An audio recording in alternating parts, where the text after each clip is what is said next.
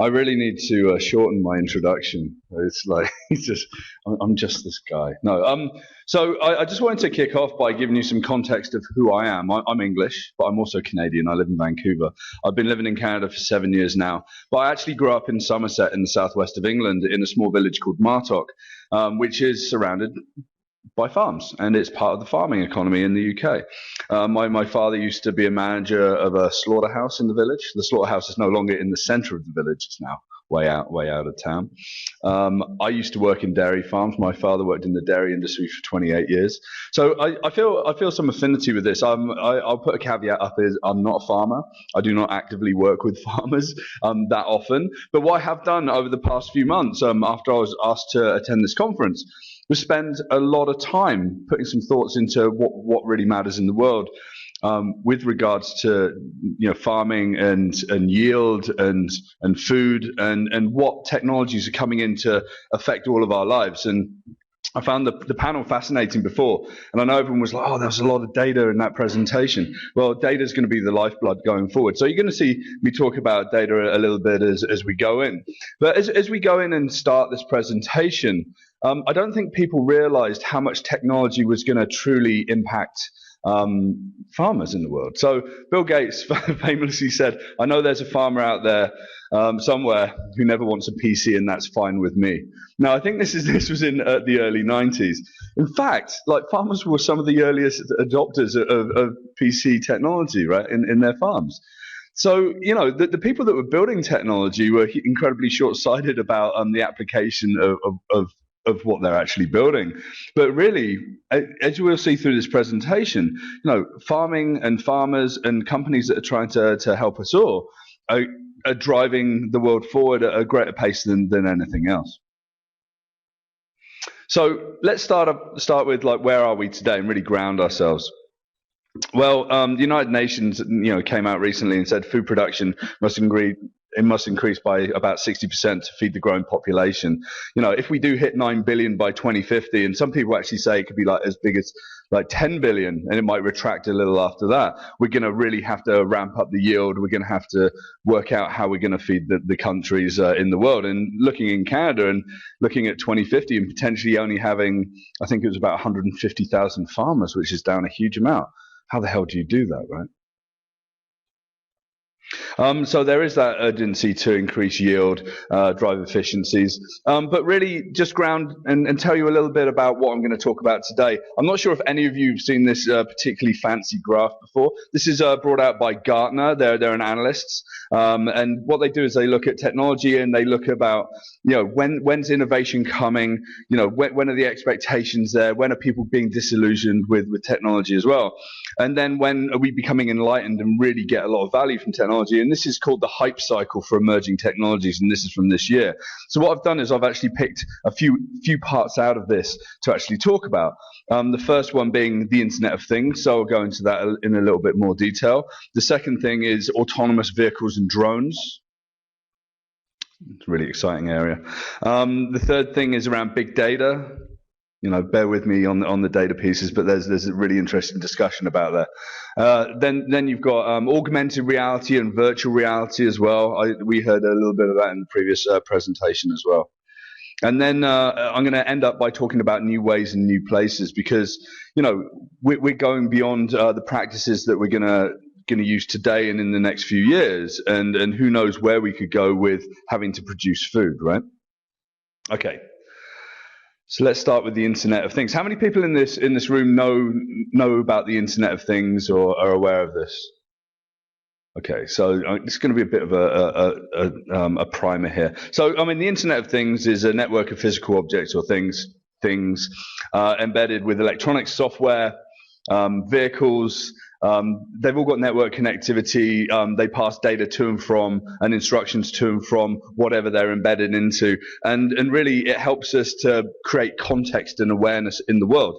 So I think they were talking about how one vehicle was out in the fields doing work, and they were on a boat and they were looking at it on an iPhone. That's the Internet of Things. That's an example right there. So, the promise for the Internet of Things is around, higher productivity, efficient use of land, water, and fertilizer, greater transparency of what we're doing across everyone that's working in the farm, and potentially wider in the community as well, and even globally. And then big data and the software to collect it. So the Internet of Things is going to be an incredibly powerful force. Gartner actually says that there's going to be about 25 billion connected things by 2020, and that's growing hugely from today. So things could be everything from your phone to that chair to this table to the lights in the room to any of the systems that manage this hotel, to any of the systems that manage your farms and the homestead and such like. General Electric actually estimates the convergence of data, machines, and analytics will become a $200 billion global industry over the next 3 years as well. So it's ramping up at an incredible pace. And I guarantee you that the conversations around the Internet of Things and what things that you'll have to have on your farms and the sensors that you'll have to embed into your equipment and into the fields, those conversations will become more prevalent, especially as things get a lot more cheaper these days. Okay, but what's really important is these aren't gimmicks. These are very practical business solutions. 94% of businesses are actually getting a return on investment from the investment of these. So these are actually very valuable things. I was chatting to a couple of people last night, and it was like the cost of sensors is still pretty prohibitive. In the next 2 to 3 years, that's going to come down. So it's going to be really easy to get in the game and look after various things around the farm and in the fields as well.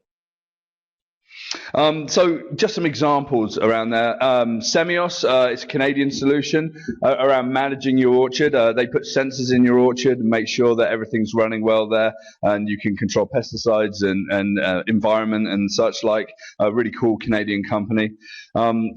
Today, these guys. Sorry. Today, 40% of a dairy's production herd typically gets sick throughout the year, and 30% of the herd suffers from stomach acidosis at any point in time. Heat stress alone can hurt a cow's milk production by 10 or more percent. Sadly, much of this occurs hidden from the observing eyes of farmhands and can cut a dairy farm's revenue potential in half. Vital Herd uses an innovative wireless interrumen e-pill that is swallowed by dairy cows to safely and reliably capture data 24/7 for the rest of the animal's life. The Vital Herd solution captures individual breathing rate, heart rate, rumination rate, and temperature to reliably alert dairy producers of animal productivity problems and events, such as early illness, real-time heat stress, estrus timing, calving readiness, and rumen health. This real-time data transmits to cloud-based software where it is sorted, analyzed, and made easily accessible to the dairy and the dairy's consulting veterinarian and nutritionist. For better feed management, the Vital Herd solution allows dairy producers to group cows by individual dietary needs, improving the herd's productivity and making feed delivery more efficient. The Vital Herd solution is as simple as it is effective, allowing dairy producers of all sizes to leverage multiple vital sign data streams to better manage each cow's needs and increase the dairy's profits. It's a little salesy, that video, but it's interesting that we can actually even put things into the animals that we've got on our farms as well. I mean, how useful do we think that would actually be? I think before we'd have to get out into the field, we'd have to, get veterinarians in, we'd have to, kind of work out, is that cow good, bad? Like, they look kind of sick. What's wrong with it? And now you can literally be sat at home and get alerts on your iPad or on your phone as well, and try and work out the best way to manage your cattle. I find that to be incredibly fascinating. Also think that humans are going to be eating and implanting all sorts of things into themselves as well. Right. So the implication of technology like this in the Internet of Things is about 40% of dairy cows get sick each year. And that's about, that could be like a loss of $5 billion a year just in the US alone. What is it in Canada? I couldn't actually find data around that. But we know that it's hundreds of millions of dollars in potential losses. If you can manage that and just reduce it by even 5 to 10%, that's a huge amount more margin that we can make as businesses as well. But with the Internet of Things, that people were saying there was going to be about 25 billion devices. Well, Cisco's being a lot more brash about this and saying by 2025, that's only 5 years after that, there's going to be about 500 billion devices. So, the Internet of Things will be incredibly important, and it will be everywhere, and it will be all over your farms and in your homes, and it's an exciting time. But at the same time, we need to work out what we can do with that as well. There are some challenges: the cost efficiency, connectivity. Especially when you're out in the fields and there's no connectivity close to that with Wi-Fi and signal. Security, maintenance, and upgrades could be quite costly. We're probably going to see a rise of consultants and engineers and companies that are Internet of Things engineers, and you'll have to bring them in, and they'll be able to work out how everything's working and how your data gets into one place. Obviously, data, and then training as well. Like people, yourselves and the people that work on your farm, being able to bring them up to speed. And suddenly, if you've got 25 systems that you need to manage, how the hell do you do that in an efficient way? Do you kill any of the efficiencies anyway? There's going to be a lot of automation as well. So you're going to have to be able to skill up and be able to do all levels of automation. Okay, the Internet of Things. Exciting times. Second, autonomous equipment and drones. And we already see a lot of this out in the field as well. This is about increasing productivity, and we do have limited land, and we do need to increase productivity. So why not actually run vehicles and machines 24/7, 365? What's interesting is I was doing research. The agricultural robot market is actually second only to military applications. So, military invests a huge amount of money in autonomous vehicles, but just behind them are farmers and farming. And I feel that indication that a lot of this is being adopted. We know about autonomous tractors. We know that there's everything from the sensors on the front to the in-cab computer sensors, and then you can literally just put them out to your field and they can do their business as well. Then it goes into weed control. This is by Bosch. I found this last week. This literally just came out. It literally punches weeds out of the ground. You can just let that go. Really useful there.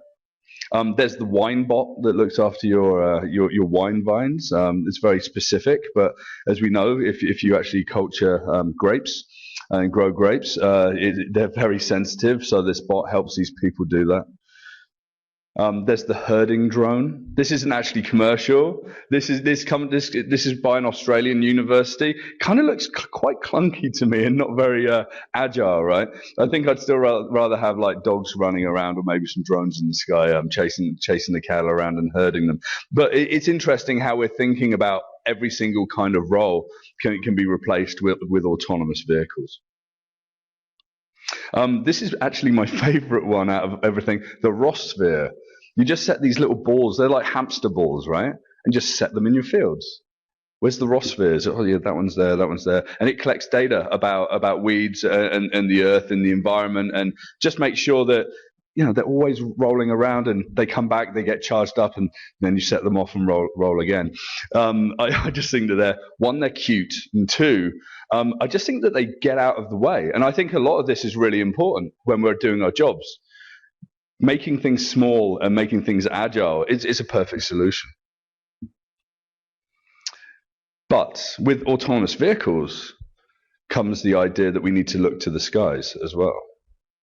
I did find some statistics. The average size of a Canadian farm was 315 hectares in 2012. And this is slightly old data. I couldn't find more updated data. But in Saskatchewan, the average size was 675 hectares. So that's huge. And how do you manage it? That's a lot of effort, or it's a lot of manpower. But looking to drone technology, we can see that we can fly over and do a lot of monitoring and a lot of work. And there's a lot of producers of technology out there that are helping us really manage our crops by using, flying drone technology.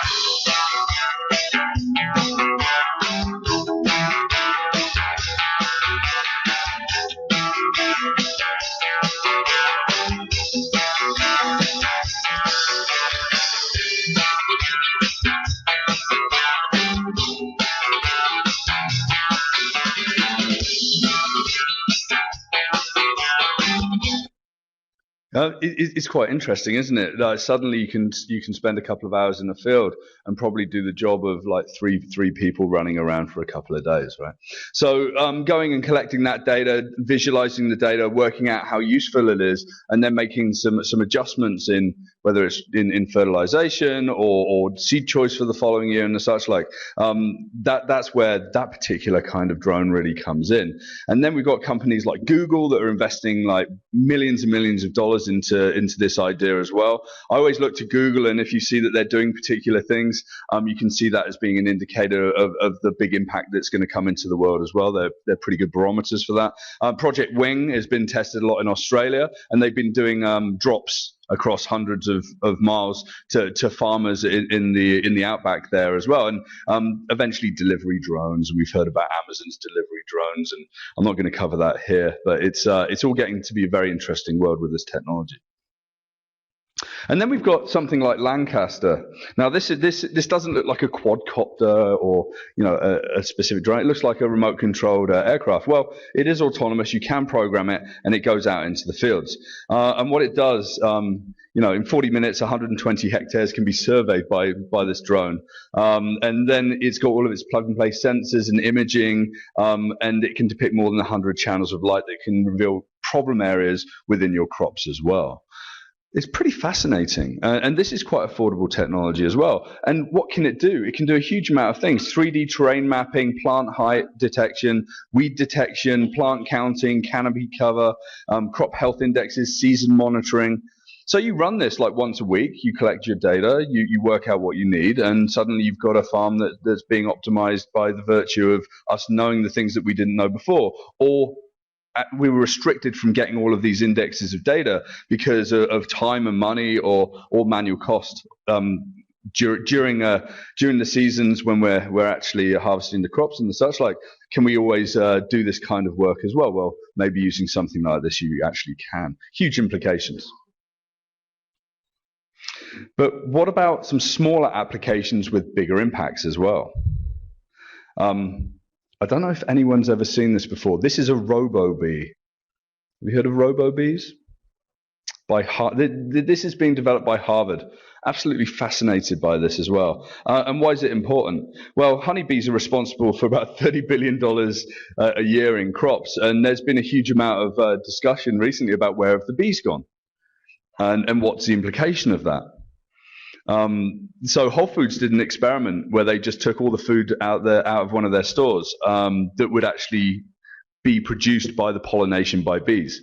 So they actually found that one out of every 3 bites of food comes from plants pollinated by honeybees and other pollinators. Literally, we walked into their fruit aisle and it was pretty empty. So it became very, very real for people that like bees disappearing was a huge problem. So what do?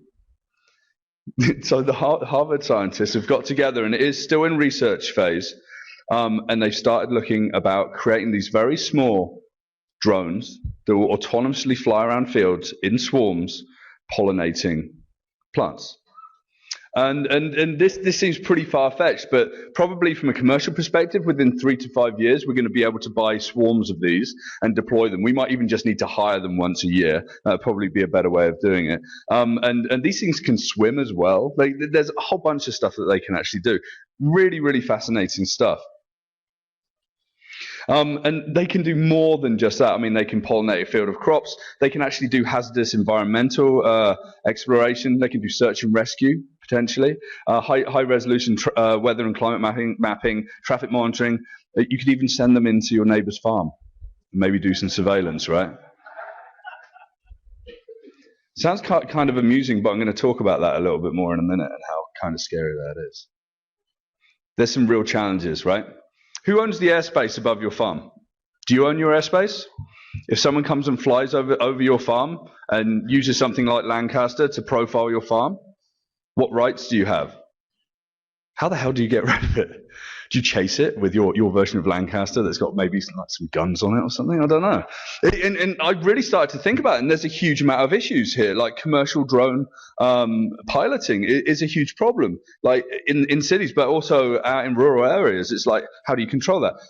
Navigating legislation and remaining compliance is really, really important as well. How does legislation change with this to protect the farmers and the data? We know, and from the people that I've chatted to this year, like owning the data and understanding that data is one thing. Keeping that data very secure from nefarious people that want to use it for whatever means, or from a wider use for profiling with a specific understanding that is from that particular farm or that particular acreage, is a huge issue. Then you've got training. Has anyone actually tried flying a drone or a remote controlled? It's not easy, right? I bought myself a drone for home and I'm flying it around and like, yeah, never fly it when there's more than yourself in the room. Because at least like if you hurt yourself, that's fine. But these are expensive pieces of equipment. They are very dangerous. It's difficult to actually use them. In fact, we might, again, hire companies that do this very specifically. Then you've got hacking and theft. People just taking them. You spend like $10,000 on a quadcopter, and someone just walks into your farm and takes it. And all the efficiencies that you'd built into your farming practice just walked out the door. And what do? You have to go and spend another $10,000, right? And then you've got rogue drones, autonomous vehicles that just come into your area and just do their own thing. So how do you take care of them? I actually think we might actually have drone hunters. If you go onto YouTube, there's something called Johnny Drone Hunter. It's this guy in a truck and he's driving around, he's being chased by a drone, and he gets out and he blows it out of the sky with this shotgun. It was an advert for the shotgun. It was an American advert, patriotism, all the good stuff. But it's realistic. How do we hunt them down and stop them? Okay, so that's drones, and we'll come back to that a little bit as well, that idea of surveillance. So big data, it's a big phrase that's been bumped around by consultants and puts the fear of God into people as well. But the promise of big data, the idea that like everything bleeds data, you can collect that into one place, you can get all of these insights from it, it's fantastic. You can bring in like social media, you can bring in market data, you can bring in environmental data, like crop yield data, historical data from all of the farms in Canada and such, like, and make your life better is a great promise. You can optimize your planting, identify disease outbreaks, create better seeds and hybrids, and make better decisions that prevent mistakes and increase the efficiency of your farm. So that's a huge promise. Again, we've got to get good at using it. There's a great Vancouver company called Farm at Hand that does enterprise resource planning solutions that kind of starts to get hold of that data and makes it very, very useful. I actually interviewed them before coming here as well. Incredibly useful context for this as well. And then there's this company as well from out of the States called the Farmers Business Network. Has anyone heard of this company at all? Like Google's invested in this company quite heavily. They realize that understanding and collecting and understanding all of this data is going to be the thing that helps give people the advantage in the future when we need to increase yields and we need to run autonomous farms 24/7, 365.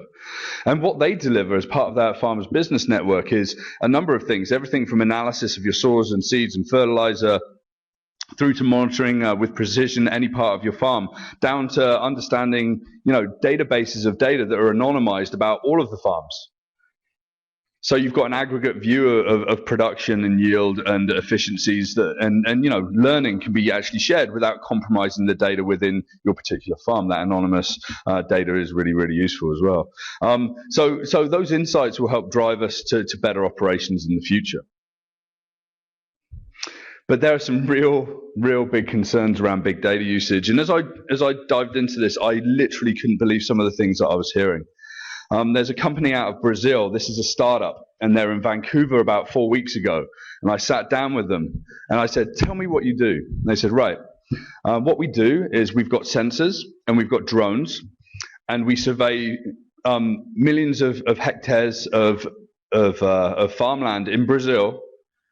And what that does is it collects enough market data, and we mix that with social media, environmental data from open data sources, that it becomes an incredibly useful source of information for investment banks." So as we all know, investment banks control the economy. They also very closely watch, how much we can produce, and they work out the price per kilo, per pound, or per bushel of various things, right? But imagine if they could predict it, because people are already going out and collecting all the data before you report. It's kind of scary, right? It's already being done this isn't from farming, but so the Union Bank of Switzerland, UBS, they pay for time on satellites to fly around and take pictures of every single Walmart parking lot every quarter. Why would you do that? Well, they've actually worked out that you can see how many cars were in the parking lot, calculate that, and work out how much profit Walmart are going to make on a quarter by quarter basis. So the day before the quarterly results are actually made, they make the investments, and when the results are made, there's probably with about 95% accuracy on what they've actually made, just from monitoring of the data of just how many cars are in their parking lots.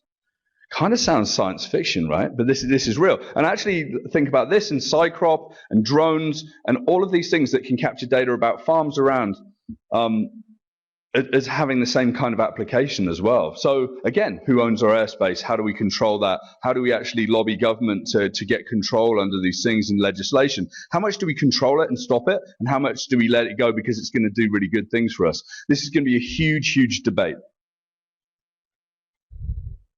Okay, so who owns that data? How easy is it to acquire more data? Who profits off of the analytics? So Cycrop own that data, they capture it, but it might be about your farm.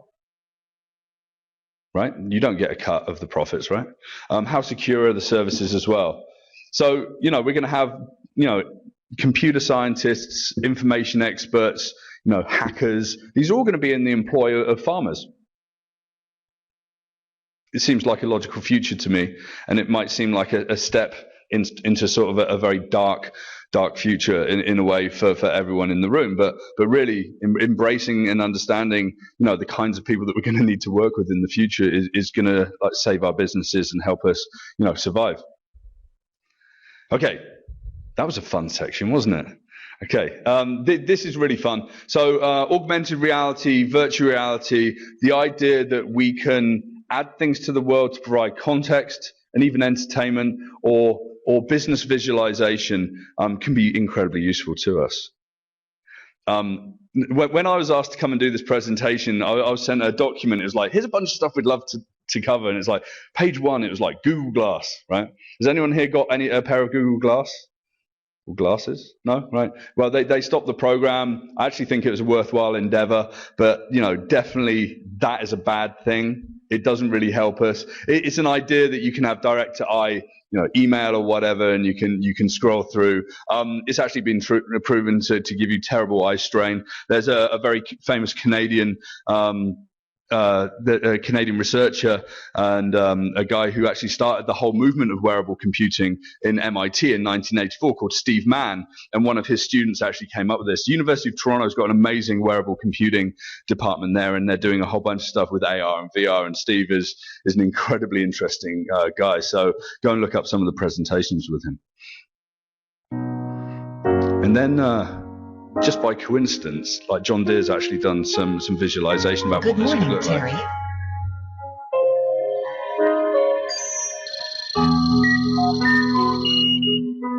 Main menu, weather.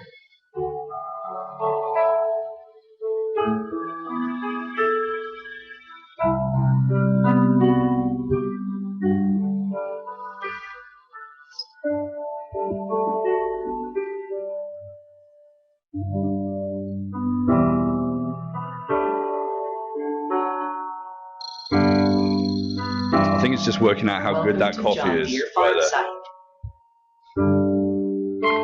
Field order. Please prioritize.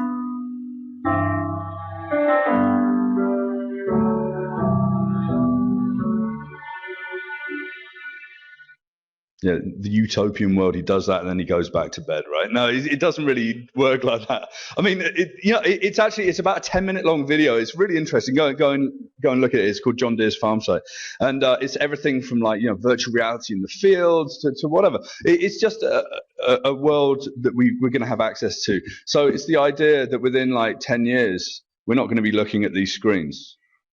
It's the idea that we're probably just going to have a pair of glasses on and we're going to look at things in front of us. Why not? It's really difficult challenges to fix some of that, and there's some companies that are actually moving ahead and trying to fix that.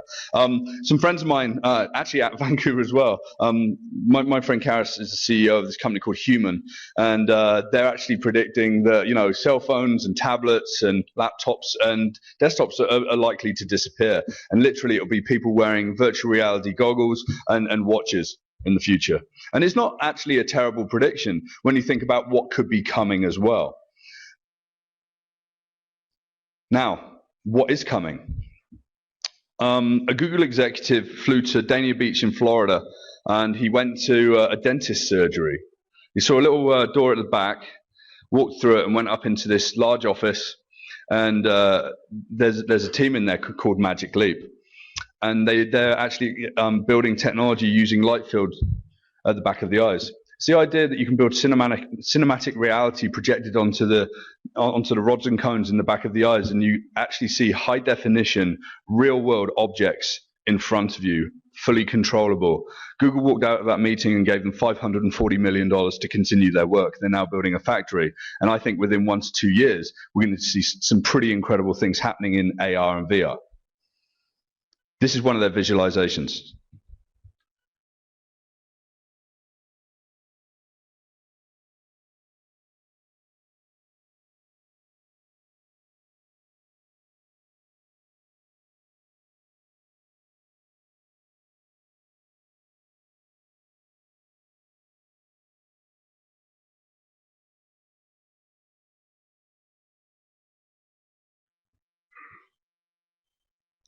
Right? Kind of seems science fiction-y. You know, this is a GIF. Probably someone spent some time in a software program developing this. It's like, wow, but wouldn't that be incredible if I had some glasses on and suddenly, you know, there were some cows flying across the room or something like that, right? But or like, you know, or some of the sponsors could actually build, you know, experiences that you can switch on and off, and you can have a conversation with the experts that you've always wanted to speak to. Okay, pretty fascinating. And you sort of stroke your chin. It's like, is this really going to happen? And then they released this video, which is directly from the glasses that they've got.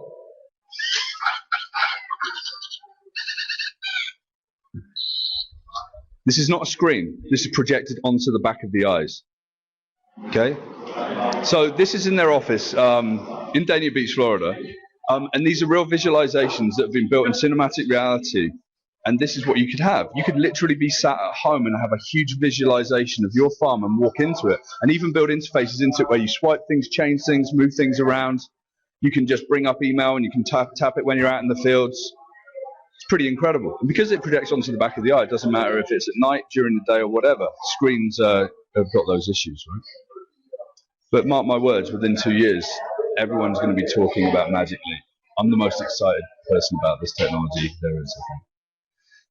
Okay, augmented reality, virtual reality, big data, Internet of Things, autonomous vehicles and drones. You know, we're headed into a very exciting and kind of a wild future where there's a lot of implications, there's a lot of challenges, a lot of things that we need to change. And going back to the idea that we need to produce more food, we need to feed more people, we need to maybe think of some new ways and some new places to actually grow food. There's this trend of people moving back into the cities. Okay, so 86% of people in the developed world would live in cities by 2050. That means that we're going to have to produce food for those people, not only out in the fields and shipping it in, but maybe actually in the cities themselves. So as we probably all know, conversations about hydroponics and vertical farms, there's been a lot of success, there's been a lot of failure, people are still working it out. But you can actually produce a lot of food with a lot less. When I actually looked at the idea of hidden water and how much water is needed to produce 1 pound of corn, it's something like 1,000 liters of water, right? It's crazy to think about that. So water is going to be this economic vehicle in the next few years as well. These people in this virtual farm, which is called Aero Farms, they're growing. We're growing in 16 days what otherwise takes 30 days in the field, using 95% less water, about 50% less fertilizer, 0 pesticides, herbicides, and fungicides. So there's something about these vertical farms that are inside and hosted that's going to make a lot of sense for, for cities in the future. And whilst we're out in the fields doing our work, there's going to be the new breed of farmers that are actually within the city walls, right? Found that really fascinating. I found this, vertical fish farms in Hong Kong. If you've ever been to Hong Kong, there's no land. So what they've got in the top of these towers is vertical fish farms. It's pretty amazing stuff. Do you know about the lettuce that they just grew on the International Space Station? Right? So this has happened this year using very, very, very little, almost no water. It actually tastes like lettuce, apparently. But the idea that we can actually make food on space is going to be really important. And, there's all sorts of visualizations, and here's a pod somewhere, and wow, the lettuce pod. So maybe there might be a breed of farmers in the future that are, extraterrestrial farming, right? There's already extraterrestrial mining corporations that are getting ready to mine asteroids and the such like. Why not? We're really going out now with this section. Okay, the future farmer. So we looked at all these things, some of the things that are more realistic today. Even growing lettuce in space is realistic today. But what about some of the things that are coming back? What some of the more wild things within here? Well, I actually think, brain-computer interfaces, the way that we can put chips in our heads to actually control things. I've got a chip in my hand already that I can program to open doors and give my business cards to people. It's kind of weird. That's human augmentation. Quantum computing, the idea that the processing power in this is nothing compared to the idea that quantum computers can do multiple trillions and trillions of calculations in parallel in multiple universes at any one point in time and solve all of your problems in nanoseconds, right? Smart dust, I love the idea that drones could get so small that literally dust will just fly around the fields doing everything that you need to do. They can fix things, they can form into modules and tools and whatever. It's pretty wild and pretty science fiction-y, but there's some early research that's working on that. Even around virtual personal assistants, the idea that artificial intelligence is building up to a point where we don't necessarily have to have accountants that we have to call for things. They automatically collect the data and do the work, and other tasks like that. So will we have a world like Avatar where we can look at all of our operations, we can spin it around and everyone's looking at this three-dimensional environment and leaning into it? I don't know. Likely. Iron Man, is this going to be the future farmer? Are we going to be walking around in exoskeletons? Well, you might actually have one of you might have an accident. You might know someone that's in a wheelchair, right? Well, exoskeletons are actually removing wheelchairs right now in the world.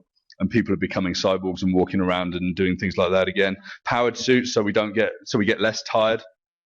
Who knows? It's pretty far out. And then this happened earlier this year. Does anyone know what this is? Yeah. This is Mars, right? Someone said Mars. So they found brackish water on Mars earlier this year, and this is the GIF that shows where the brackish water is. And it was, we can grow things on Mars, and it's like, come on. Seriously, brackish water is not very good for doing that. But the idea that we can go beyond this planet that we're on and think about, sending colonies to places, so the challenges of feeding those people are going to be really real. It's pretty far out. I always like to sort of end up in this place of, well, what if, 100 years, 200 years, why not? So, you might be in a situation where you're sat down and then you're,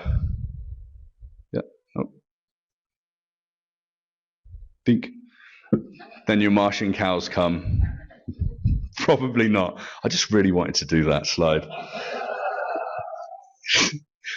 I spent a lot of time on that slide. It's great. But why not? Bill Gates, he said that farmers, not every farmer would have a computer. I guess he was wrong. Really, really, really, really wrong. I think farmers are going to have more computers than most people. I think their farms are going to have more technology, more sensors. They're going to have operations akin to large corporations where they have to manage data and information and surveillance and security. I think this is a future that's going to be difficult to work out. And I think we're going to work it out together. And I really hope that the government sort of stands next to us with some legislation. And that's it. Thank you very much.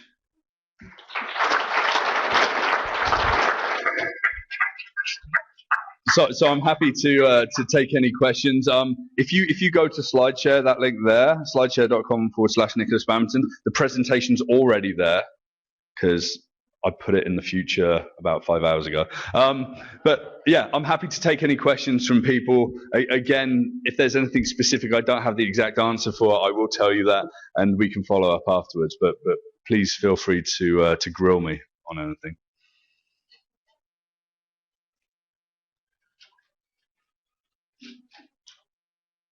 Okay, with all your big data that you showed us, Yeah. are you going to make a presentation to most of the countries in the world that you'll have a possible solution to, so we don't have famine here and there in the world? Wow. Can you link it maybe in your next presentation as a possible solution? How can technology fix it? Yeah, I mean, and this is one of the benefits, right? Once you actually got access to all of these data points globally, what does that actually mean, and how can that be applied? I mean, sure, it'd be a really fascinating presentation to do with some very practical solutions. It'd probably cost an incredible amount of money, because I'd have to sit down with a lot of data scientists and work out, what's the practical use of this? There's a cost associated with processing data. Oftentimes, and I've been doing big data before it's called big data for about 18 years, and collecting it and processing it is incredibly expensive. And then what you typically find is the one or two things that just tell you something that you didn't know before.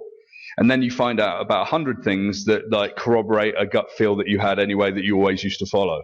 So, there can be that kind of like the moment of sighing when you're like, oh, I knew that.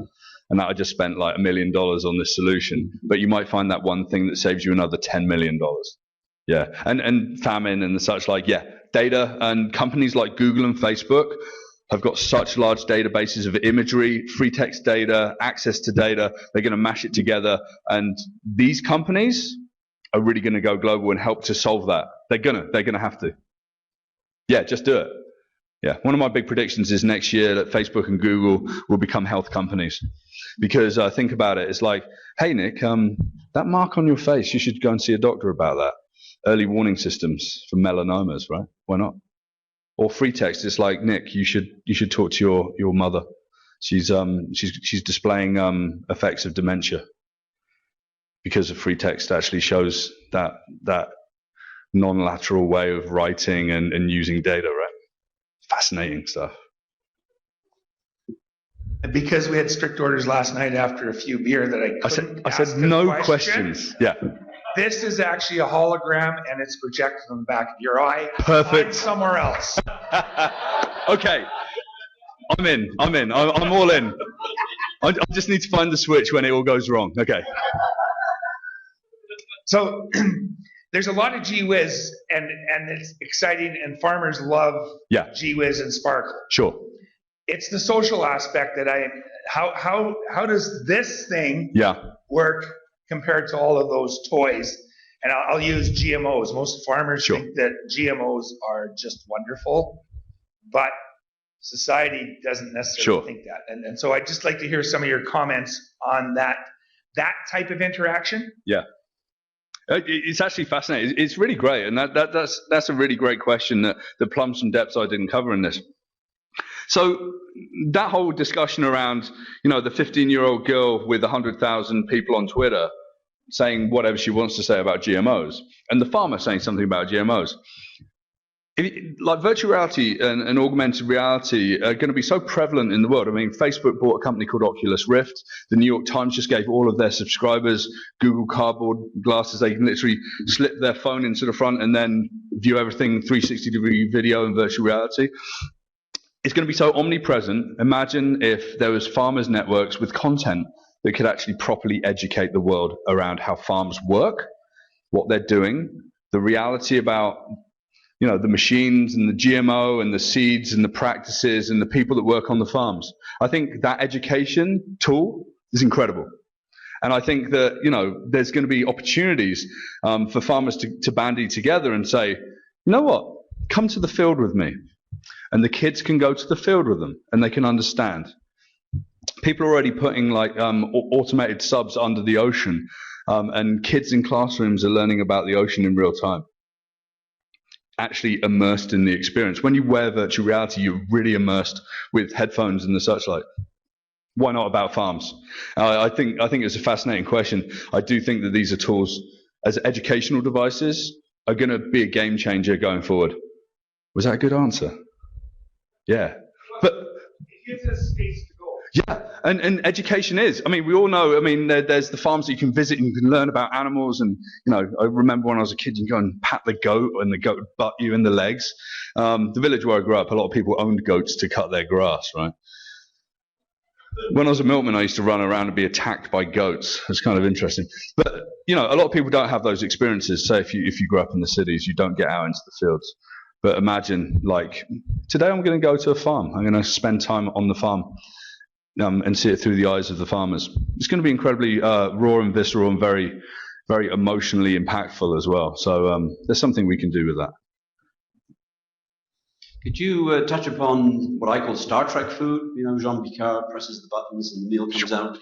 So the work on nanoparticles. So you think of genetically modified bacteria that produce dairy proteins, and they just kill the bacteria, they extract the proteins, and so a range of those things just then get assembled into food rather than growing the product.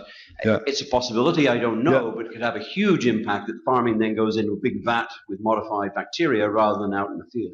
Yeah, Google's just completed a trial with a company growing its own beef, right? Like printing its own beef burger. It's about $10,000 for this beef burger, right? The use of the idea that you can just take a tablet and that's my roast dinner for Thanksgiving. Thank you very much. I mean, there is this idea that you can get all the nutrients that you need from various ways, whether it's intravenous or just taking tablets. There's still the pleasure principle around eating food and making things more tasty. There's going to be an actual part of my presentation about how people were genetically modifying food to be more tasty, right?